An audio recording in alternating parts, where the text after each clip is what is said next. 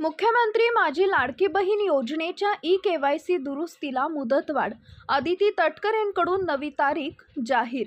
महिला व बालविकास मंत्री अदिती तटकरे यांनी मुख्यमंत्री माझी लाडकी बहीण योजनेच्या ई-केवायसी दुरुस्तीसाठी 30 एप्रिलपर्यंत मुदत वाढवत आहे, अशी माहिती दिली आहे. मुख्यमंत्री माझी लाडकी बहीण योजनेच्या ई-केवायसीसाठी यापूर्वी 31 मार्चपर्यंत मुदत होती. आता ही मुदत 31 एप्रिलपर्यंत वाढवण्यात आली आहे, असं अदिती तटकरेंनी म्हटलंय.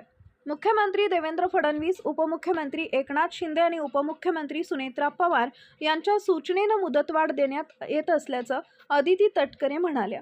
राज्यातील लाडक्या बहिणींना ई-केवायसी दुरुस्तीसाठी शेवटची संधी देण्यात येत असल्याचं अदिती तटकरेंनी म्हटलं.